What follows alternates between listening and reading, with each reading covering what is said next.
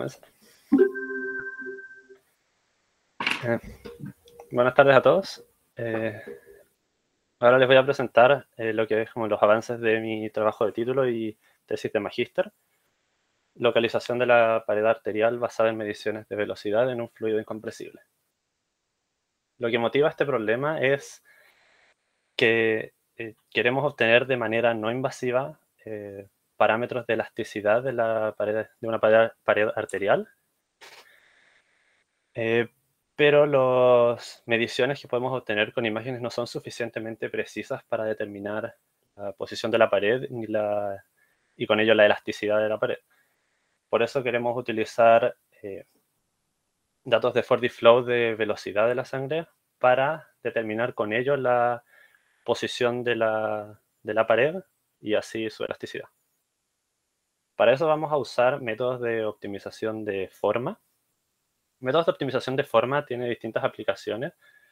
Por ejemplo, la optimización de la forma de un implante dental con el objetivo de reducir la fuerza por estrés.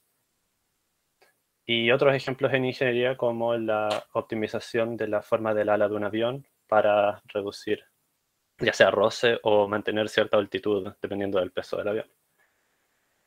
Entonces voy a hablar ahora de en qué consiste la optimización de forma y tipos de optimización de forma que existen. Existe la optimización de forma geométrica y la topológica. La topológica permite generar y deshacer agujeros en el dominio, es decir, cambiar la topología del dominio. Eso no nos interesa en este caso, por eso voy a hablar solamente de la optimización de forma geométrica.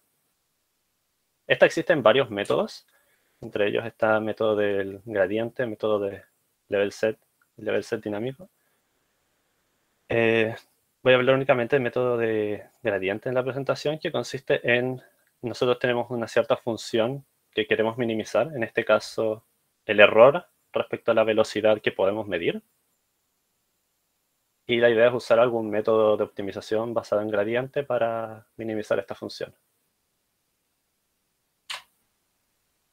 Métodos de optimización de forma, ocupamos método de Hadamard, que consiste en definir los dominios admisibles o los dominios factibles para la optimización como deformaciones de un dominio de referencia. La deformación la anotamos por esta función θ.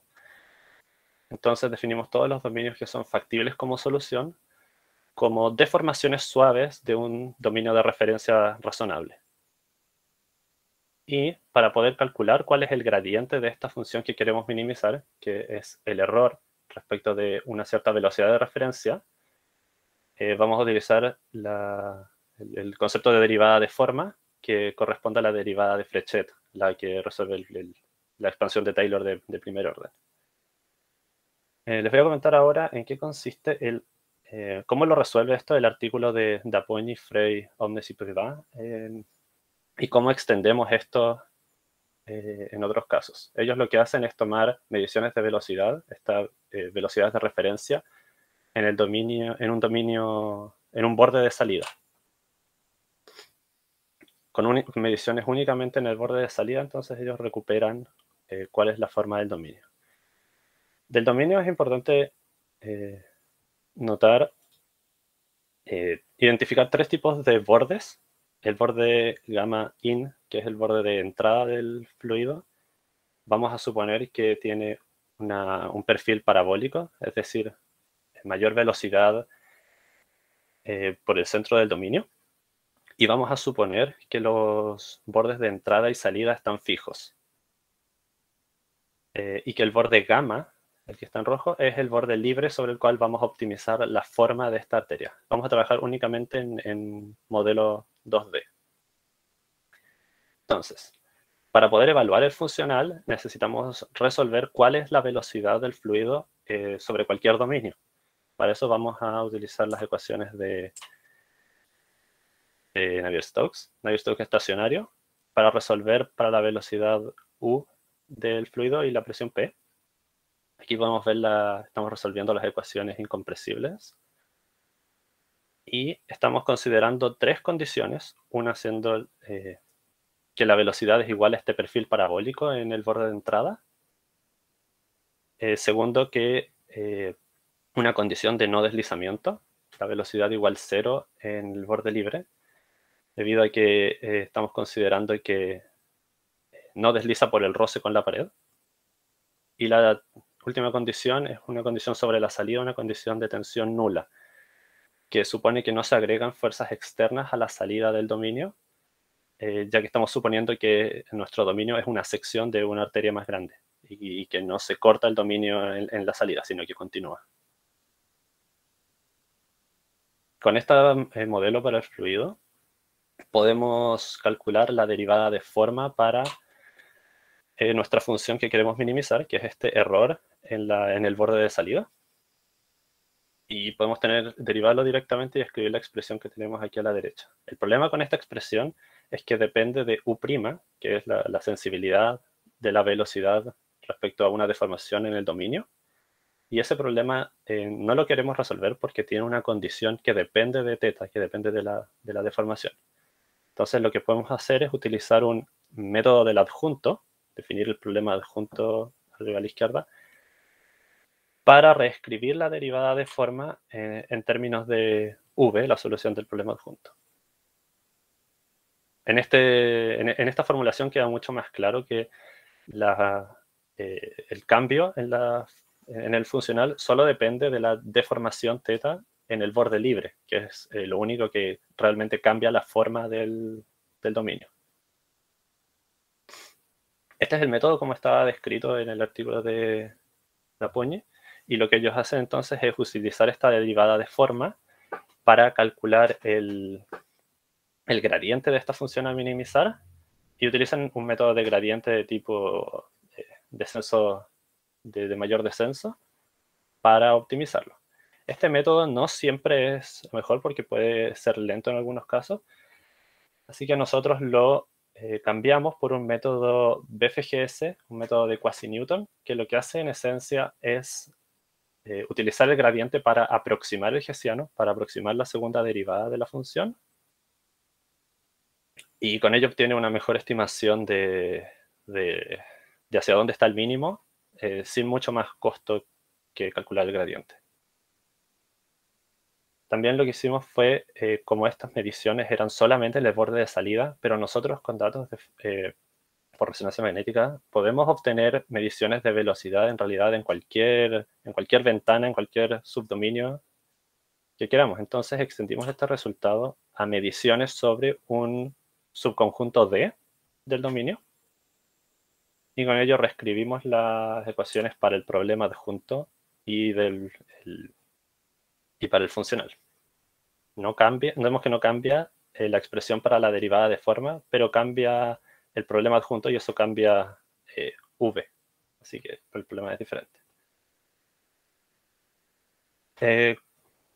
Luego con esto replicamos las simulaciones que hacen en el artículo de Dapogne, esta vez con mediciones en todo el subdominio, y obtuvimos el siguiente resultado. En blanco, la malla en blanco representa el dominio óptimo con el cual se obtuvo la velocidad de referencia. Y la malla en colores es la malla en cada iteración que va convergiendo a nuestro dominio óptimo. Luego de ver este resultado, quisimos hacer un segundo ejemplo que fuese más realista porque nos pareció que la forma aquí que se estaba usando no era realista para una arteria.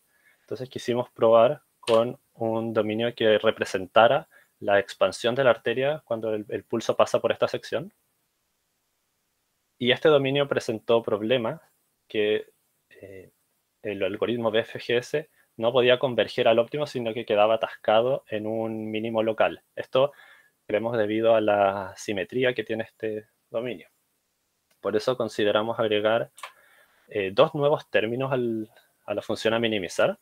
Además de la diferencia de error cuadrático, también agregamos una diferencia entre el volumen y una diferencia entre el perímetro. Es decir, queremos encontrar un dominio que minimice el error en la velocidad, pero no queremos que su volumen se aleje demasiado de nuestro volumen de referencia, ni que su perímetro también se aleje demasiado del de referencia. Esto elimina los mínimos locales que que estaban dando problemas, y con eso puede converger a la solución. Escribimos la derivada de forma para este nuevo funcional, que simplemente repetimos para el primer término la que ya habíamos calculado, y los otros dos términos se pueden calcular más fácil. Y lo importante es que sigue siendo una forma que depende únicamente de la deformación θ en el borde libre, que eso es importante ya que es el único borde que da forma al dominio.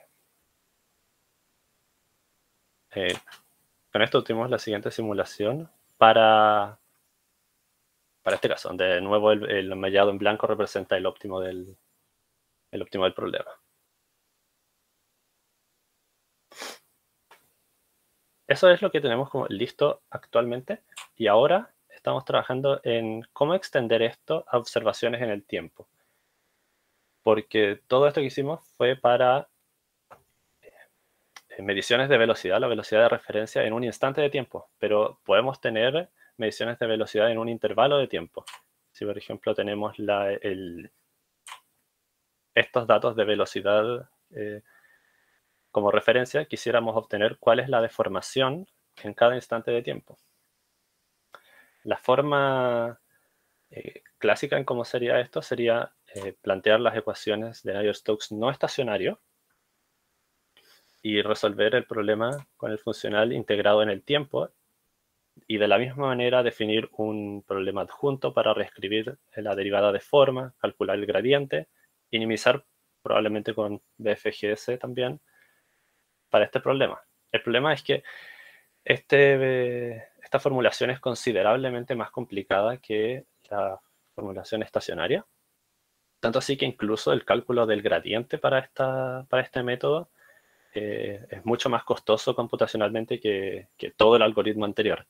Entonces hace inviable resolverlo de esta manera. Por eso estamos proponiendo una versión cuasi estacionaria, en la cual resolvemos el problema estacionario en cada paso de tiempo, agregando este nuevo término en la formulación que representa de cierta forma la fuerza por inercia producida por el cambio de velocidad en el fluido. Además, consideramos esta nueva condición, reemplazamos la condición de no deslizamiento, U igual 0, en el borde libre, por esta condición U igual W, donde W es la velocidad del dominio. Es decir, estamos suponiendo que como ahora tenemos un borde que se mueve en el tiempo, tomamos en cuenta que la velocidad del fluido en el borde libre va junto con el dominio.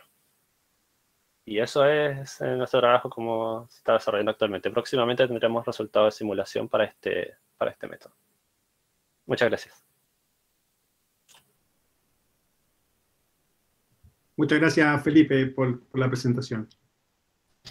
Comentarios, dudas, preguntas.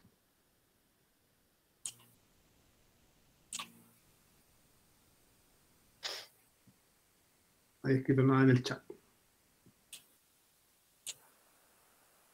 Felipe, a mí siempre me ha surgido una duda en todos los temas de modelación de los flujos sanguíneos, porque en el fondo todo esto está hecho para fluidos, para un fluido que es razonablemente homogéneo, con una densidad y una viscosidad que es homogénea en todo el fluido.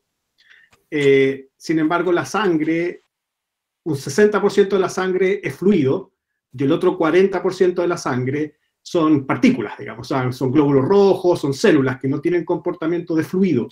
Ajá. ¿Cómo eso se pudiera en el futuro sumar a este análisis? Porque la sangre no es agua, digamos, no es un líquido que tiene una característica homogénea, sino que tiene partículas circulando, y sabemos además que cuando se mueven, las partículas toman cierta disposición que no es aleatoria, digamos, sino que van más centradas en el medio, etc. O sea, hay ciertas características del fluido que lo hacen que no sea muy newtoniano, digamos. Entonces, ¿cómo se podría esto incorporar en tu modelo?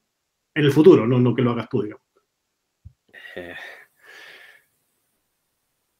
Honestamente no lo sé. ¿Cómo incorporar partículas distribuidas de cierta forma dentro del... Claro, y que le dan una variación en la densidad y en la viscosidad local. O sea, si tú tomaras un perfil del vaso sanguíneo, la densidad de la sangre y su viscosidad no es homogénea en ese perfil. porque tiene distinta proporción de líquido y partículas. Ujú. Mm.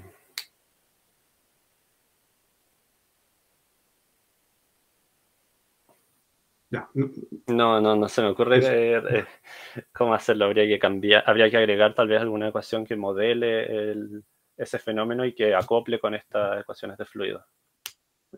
perfecto, sí, no había para qué encontrar la solución, era a ver si había alguna idea dando vuelta. Hernán, tú tienes tu mano arriba. Buena la presentación, Felipe, súper interesante tu trabajo. Yo quería preguntar qué combinación ¿cómo se llama? De espacios de función estáis usando para resolver las ecuaciones de Navier-Stokes. Si estáis usando P2P1, porque esta cuestión en 2 dimensiones con P2P1 funciona súper rápido y no es tan grande el problema, pero cuando te pasáis a 3 dimensiones, ya el costo computacional crece súper rápido. Entonces, Sí. si estáis usando alguna otra combinación de elementos para resolver esto, espacio de funciones, o pensáis usar P2P1 nomás. No, estoy ocupando P2P1. Sí. No hemos Ya, considerado otros espacios de funciones. ya. Y cuando se pasen a 3 dimensiones,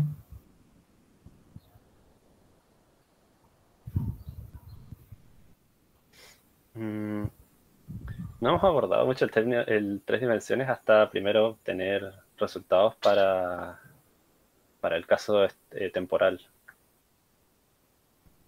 ya. Mm. Claro, al final yo lo mencionaba porque Ujú. como ustedes están resolviendo un problema de optimización y cuando Sí, usan este enfoque adjunto, al final resolver el problema adjunto toma el mismo tiempo computacional que demora resolver el problema forward. Y al sí, final, si tú tienes un problema que es súper pesado computacionalmente, a pesar de que usen una simplificación y resuelvan el problema de Navier-Stokes es cuasi estático, la cuestión va a ser pesada igual, porque tenéis que pensar que son varias iteraciones, etcétera. Por eso yo pensaba, a lo mejor sí. estaban pensando hacer un P1 estabilizado o alguna otra cosa. No, por el caso tridimensional no hemos tomado, no hemos pensado. Ya, gracias. Gracias. Sergio, Sí, consulta, un poco, algunas consultas en relación a lo que preguntaba Hernán. Sí. ¿Cuánto es el costo computacional de esto en estos modelos que tienes ahora que son bastante reducidos de tamaño, creo, ¿no es cierto? ¿Cuántos elementos tienes más o menos? ¿Cuántos elementos? Del orden, no sé, del orden de resolución de la imagen, ¿cuántos píxeles estás teniendo o estás tomando? Déjame pensar cuántos vértices son. Son del orden de 200 vértices. Ya, ok. ¿Y cuál es el costo computacional? O sea, ¿cuánto te demora hacer una simulación completa de esto? La simulación para... A ver. Si esta simulación o la anterior pueden tardar alrededor de una hora y media. Bueno, que me perfecto. Ya. No, porque yo creo que, o sea, esto de acá en 2D es que aparentemente el dominio es bastante pequeño. Cuando lo Sí, llevas a 3D o lo extiendas, ahí sí, sí esto va a ser más complicado. va a probablemente explotar el computador en el cual estés procesando esto. Bien. Y lo otro era, no entendí muy bien, pero por lo menos los datos de FortiFlow, que en eso tengo un poquito más experiencia que en la parte de todo el modelamiento que tú estás haciendo, los datos cerca del borde son bien malitos, digamos. Ujú. Son bien ruidosos. ¿Hay alguna consideración que estés teniendo con respecto a eso? ¿O le estás creyendo nomás los datos? ¿O le vas a creer a los datos? De momento estoy creyéndole a los datos, pero tenemos probamos algunas simulaciones agregándole ruido a estos datos como manufacturados Ujú. para ver cómo se comporta el método con datos más ruidosos. Ya, perfecto. ¿Y ese ruido que estás agregando de alguna forma em, tiene tienes el mismo nivel de ruido a lo largo de toda la arteria o es un poquito más ruidoso cerca de los bordes? No, probé con ruido homogéneo. Pero podría probar también con... Bueno, depende un poquito de tu perfil de velocidad, porque si tu perfil de velocidad tiene menor señal en el borde, la razón velocidad de ruido en el borde va a ser más baja, independiente que el ruido sea homogéneo. Es un poquito lo que ocurre, ejemplo. Y el otro, el tema de cómo estás tratando la divergencia acá en 2D, porque solamente velocidad en un plano nomás, ¿no es cierto? ¿Y ahí tú estás forzando que la divergencia sea cero o estás de nuevo creyendo en los datos que tienen divergencia cero? Porque los datos que vienen de FordyFlow tampoco tienen divergencia igual a cero.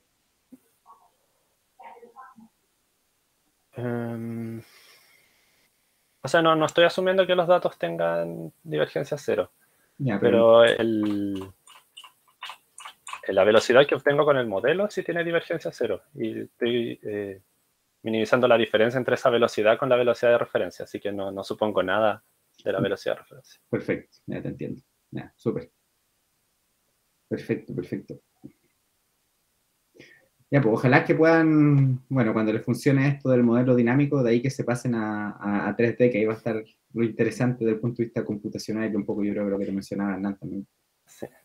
Las optimizaciones para que se pueda resolver en tiempo razonable.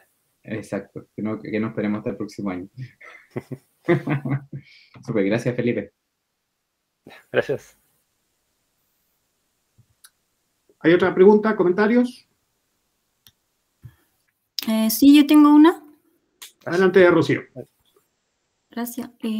Hola Felipe, Hola. quería preguntar si sirve para cualquier diámetro arterial o hay un rango, ¿cómo es? No existe en principio ninguna restricción respecto al diámetro. ¿Y se podría detectar, por ejemplo, cuando se ramifican arteriolas o cosas así? Como tratar de encontrar la forma de una bifurcación. O porque se ramifica y disminuye mucho el diámetro de la pared, el lumen se hace más chico, no sé, la pared se hace más cercana. No hemos hecho simulaciones con eso, pero se está hablando de que la pared se contrae como a mitad de camino. Eso se podría hacer y no veo problemas con que el mismo algoritmo funcione en ese caso. Pero en ese caso no vamos a tener datos de FordyFlow. Ese es el problema.